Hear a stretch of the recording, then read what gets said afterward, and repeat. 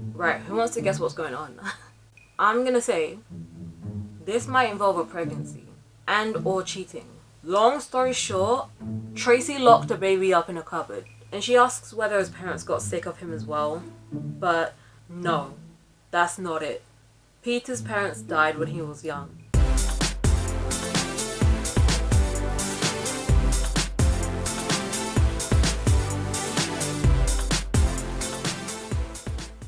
Hey guys! Today we're going to be reacting to the story of Tracy Beaker by Jacqueline. But first, if you're new around here, listen up, because I've got a little secret for you. I'm not just any YouTuber. I am Charlotte the Starlet, and I'm a writer. So I don't just react, I review.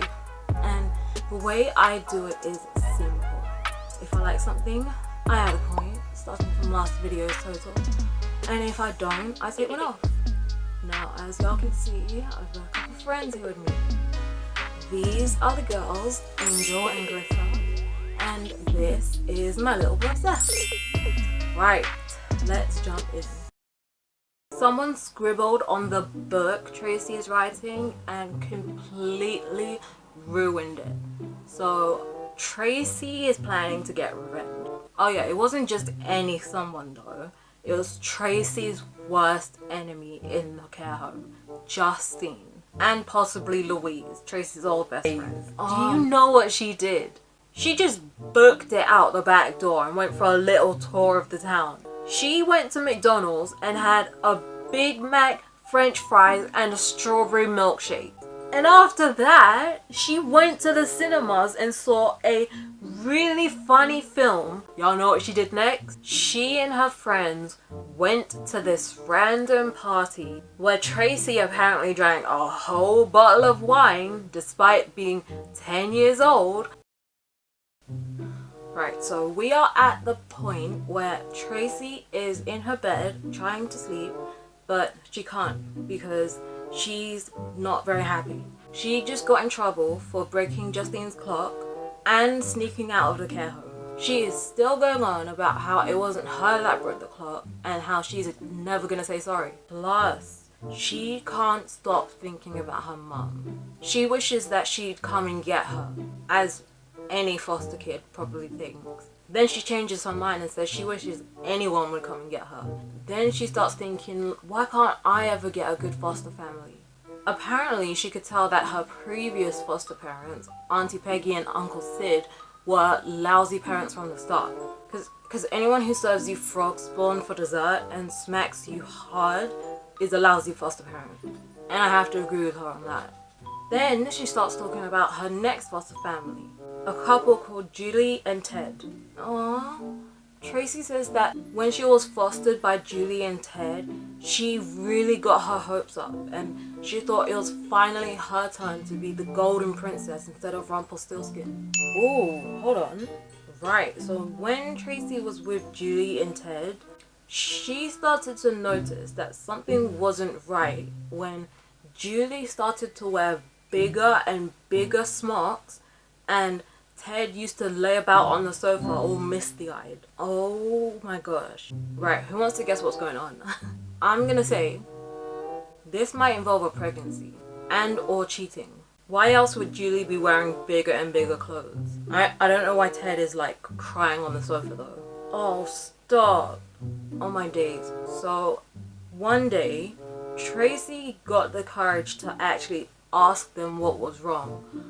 But do you know what they did? Oh my gosh. They did that really patronizing grown-up thing where they pull faces at each other but tell the kid that everything's fine when it's obviously not. Bruh, I'm getting flashbacks of adults doing that when I was a kid. I used to hate that because it wasn't reassuring at all. If anything, it made me more uneasy. Oh, yeah. Tracy's like, they didn't even have the guts to tell her what was wrong themselves. They left it to Elaine the Pain. Ayo, side note. So it says that when this happened, Elaine had only just started being Tracy's social worker. And in brackets, Tracy says that she's had loads of social workers because she's been moved around from care home to care home so much. And passed around like a parcel.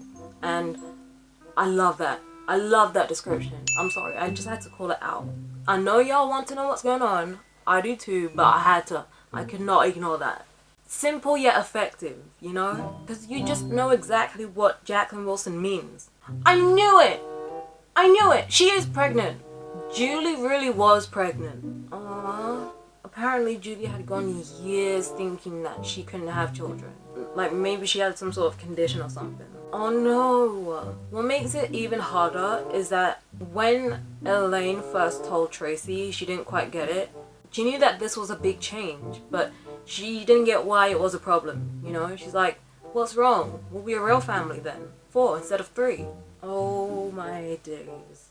Yo, the moment it all hits Tracy was actually hard to read. Like, my heart actually sunk. Because even though deep down Tracy knows she's gonna get taken back to the foster home, she's in denial about it. Like, she doesn't want to believe it. So what happened was that Elaine told Tracy that the reason Julie and Ted were returning her was because they just thought they wouldn't be able to cope with 2 children. And because Tracy is so in denial about it, at first she tries to joke about it. She's like, so they're gonna give up the baby and keep me because they had me first, right?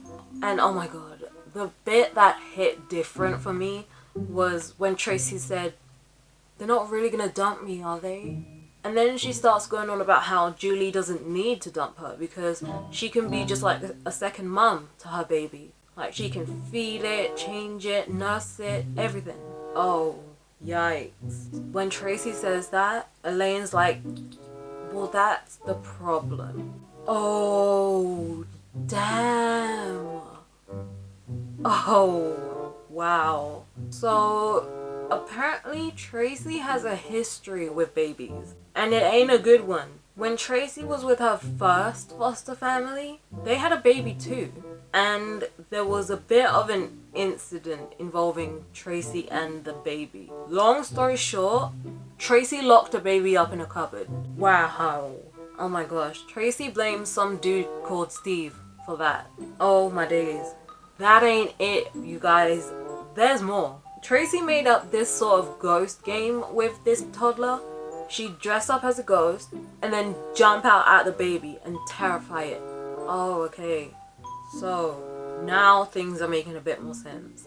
It's not so much that Julie and Ted can't cope with 2 kids, more that they know Tracy's history with kids and they don't want to take any chances. Oh my gosh. According to Elaine, Julie and Ted don't want Tracy living with them, but they still want to keep in touch and maybe go out on a day trip or something. I don't know if Tracy would feel better or worse about that. Like, I know if I were Tracy, I certainly wouldn't feel better about occasionally seeing this family who dumped me back in a place that's horrible. Like, oh my gosh, it would just be so awkward. Especially to see them like pander to that biological child. I don't think I'd be able to cope with that well. Okay, so after the news was broken to Tracy, Julie and Ted actually wanted her to stay with them for a few more months, you know, until the baby arrived, but Tracy didn't want none of it. She practically couldn't wait to get back to the dumping ground, which says a lot about how upset she was at this couple. Like, there's so many crappy things about the dumping ground that Tracy has mentioned, but to choose that over a somewhat better home says a lot. So here we are now, back in the dumping ground, in Tracy's bedroom, after Tracy got in trouble for breaking the clock and sneaking out. Now Tracy's thinking about her mom again. She can't help wondering where she is and why she hasn't come to visit her, and why she didn't leave a forwarding address at her last home. Oh my god, I've got a bad feeling about that, you guys. Like what if she did that on purpose because she doesn't want Tracy to find her? That's crazy. I really hope I'm wrong about that, because she already sounds like an awful mother as it is, but if that's what she's done, she doesn't even deserve the title mother. But Tracy comes to the conclusion that her mother just hasn't been able to find her. She blames Auntie Peggy because the last time she saw her mom was there. You know what else is kind of heart-wrenching about this? Tracy's mom is obviously an awful mother, but Tracy still looks up to her so much. And I mean, that is natural to some extent, but it's just sad that out of all the caregivers Tracy has had in her life, in Tracy's mind, her mom is still the best one compared to the others. She doesn't even realize all the negligent things her mom has done. She still wants her mom despite all of that. Like, that's just sad, man. Ayo, this book really is like a diary. Like, not only is it written from Tracy's perspective and it has all these kind of long-winded, rambly passages, but the things that are written about as well are the exact sort of things that a kid would write about in their diary. And the sections where it stops and starts are so realistic, you know? Like, after Tracy writes about her mom a bit more, she starts writing about how hungry she is and why that's probably the reason she can't sleep, because she always gets hungry after she cries. Interesting how that slipped out. So do you know what she does? She actually writes that she's gonna sneak down to the kitchen and find a little midnight snack. And when she comes back, she just cuts straight to the point with, "I'm back." And she tells us about how she dipped her finger in some butter and then in some sugar and then licked it off. But she knew that Jenny, the head care worker, might notice. So do you know what she did? She drew some little like paw prints in the butter to try and make Jenny think that a mouse had gotten into it. And then she sneaks back to her bedroom. Or should I say almost sneaks back. On her way up, she gives this really nice description of how she has to carefully navigate her way up the staircase to not wake anyone up. She says it takes a lot of negotiating, which I can relate to. I think everyone can relate to. Like, we all know a staircase who will be the first to snitch on us when we try and sneak off somewhere. Plus, I think this is something we've all done as well. Like skipping whole steps or stepping on certain parts of the staircase so that it won't creak and wake anyone up. But yeah, anyway, when Tracy is halfway up the stairs, it turns out all that sneaking and negotiating with the staircase was for nothing, because she got caught. Except it wasn't by Jenny, it was someone unexpected. It was one of the little kids, Peter Ingham. He was like this annoying little wimpy goody two-shoes that Tracy hates. What? Why the heck is he clutching some sheets? Oh my gosh. When Tracy asks what he's doing out of bed, Peter tries to lie and says nothing. But Tracy can tell he wet the bed. Oh my gosh, she knows exactly what he's up to. Not only could she tell that he wet the bed, but also that he went to the bathroom and tried to wash it out so that no one would know. How many times has this had to happen for Tracy to be able to guess? Oh wow. Even though Tracy doesn't really like Peter, she doesn't tease him for wetting the bed like I thought she would. She actually comforts him. She says to him that all he has to do is tell Jenny, because she won't get mad. Aww. Tracy asks Peter how long he's been in care anyway, and he says that he's only been there 3 months, 1 week and 2 days, which is nothing compared to Tracy. And she asks whether his parents got sick of him as well, but no, that's not it. Peter's parents died when he was young, so he went off to live with his nan, but she got old and died as well. Peter didn't have anywhere else to go but the care home. He's like, I didn't have anyone else to go to, so I had to come here, and I don't like it. Maybe that's why he wet the bed, you know? Maybe he's still not used to it. Oh wow. Tracy gives him the very caring, sensitive response of telling him how much worse all the other care homes are. Like, I really can't tell if she was trying to make him feel better with that. It half sounds like she's trying to say, this place ain't so bad, but also sounds like she's trying to scare him. She tells him that in the other care homes, they lock you up, beat you up, and starve you up. Oh, okay. Nah, she's obviously like taking the mick. Because then she starts telling him that the meals are actually chopped up worms and dog's poo. So thankfully, Peter has a bit of sense and realizes that Tracy's taking the mick as well. So he just tells her to shove off. Aww, but before Peter goes back to bed, he's like, I wish you'd be my friend, Tracy. Aww. That is where I'm gonna leave it for today, you guys. I hope you guys enjoyed this video. If you did, make sure to give that like button and the notification bell a little kiss. And subscribe to become a Starlet.